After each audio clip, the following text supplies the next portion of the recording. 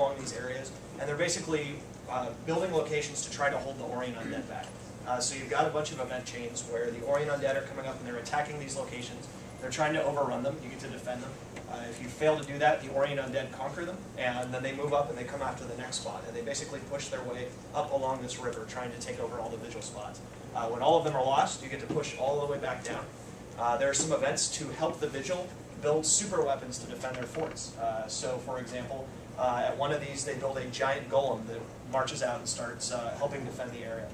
It's important to note that the Vigil are made up of people of all the races, so you see a lot of the technology combined together between all of them. So you have Asura as part of the Vigil, who helped build these golems. You have super cannons that a couple of the races work together to build, where you have the Char and the Asura trying to build a cannon to defend one of these forts. So that's kind of what's going on down here. Yeah, do you have to let them push you all the way back before you can start pushing back down again? Or no. That's an important part of the event chains, is all of this stuff is sort of running simultaneously. So you might have they come and they attack. I think this is, some of the names on these are kind of silly. They're not actually really names, but this defend event was named the Battle of Evermore for some reason. And so if you fail to defend this location, they'll come up and they'll start attacking the ruins that the Vigil have reinforced up here. You also get an event to liberate this location as well that's going simultaneously, so you can get behind their battle lines and you can take out the spot that they're coming from, or you can help defend this location. If you've got multiple groups of players there, you guys can split up and figure out some tactics, how you want to do both of these events at the same time. So some other stuff that's going on. Down here in the southeast corner of the map, we have a crate city that's in the middle of this lake. It's a huge crate city where they keep a lot of the slaves that Eric and Jeff were talking about. And we have hidden back here in a little passage, we have a giant Quaggan village, where the Quaggan are hiding from the crate and trying to eke out their survival. And there's a lot of events tied to the crate coming in and trying to kidnap Quaggan and bring them back and sacrifice them. If they're able to sacrifice the Quaggan, they use them for a dark ritual that kicks off a giant weather system in this area that actually causes a big maelstrom that goes around the lake, and it starts causing problems for everybody around here. So there's actually some Hylic that live up here. The maelstrom comes in and starts smashing through the Hylic cities.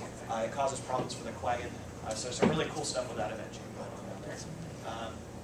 We have the Great Oo is up here, as we were talking about earlier. So we have some, the statue is right around in here, and we have Grawl around that area, and we have another player organization, the Order of Whispers, that is trying to figure out what's going on with the Grawl.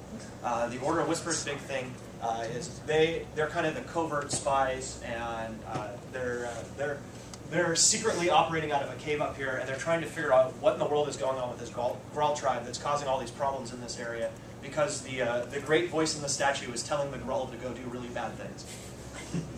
So that's a little bit of what's going on over here. Up here we have Norn and Sylvari, and they're really just kind of meeting each other for the first time. And so we get to see a lot of the interactions of the Norn are trying to figure out who the Sylvari are. The Norn like to challenge the Sylvari to do interesting things and then stand back and watch them go do them.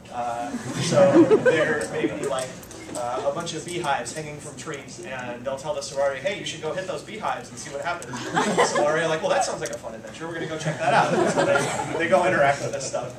So there's a lot going on there where you see the Sylvari learning about the Norn, and the Norn learning a lot about the Sylvari and interacting together. Yeah. Oh, you guys didn't say much about the Hylic. Are the enemies friendly? So they actually are both in Guild Wars 2, depending on what kind of tribe they are. Jeff, do you want to talk a little bit more about that? Sure, the Hylic are descendants of our Farlight Hecate that we have one of the tribe names back then, and we've expanded it out for the entire group. They are, bipedal frogs. They have a tribal culture. I think they're a little bit ahead of the Grawl, particularly on alchemy and potions. They function in a way that, as you mentioned, that they can be good guys or bad guys, depending upon the situation. Yeah, I remember seeing one in Ghosts of Ascalon as a Vigil Crusader. Yeah, so exactly. I was wondering. One of the themes in Guild Wars 2 is that there aren't a lot. When Jeff mentioned that the crate were just reprehensible, that there was nothing good about them. We have some races like that. We have some races that are like the Quaggan that are just always friendly. We have a lot of races that are situationally friendly. The Skrit are sometimes your enemies and sometimes they're your friend. Same with the Hylic. It happens with all of them. What we want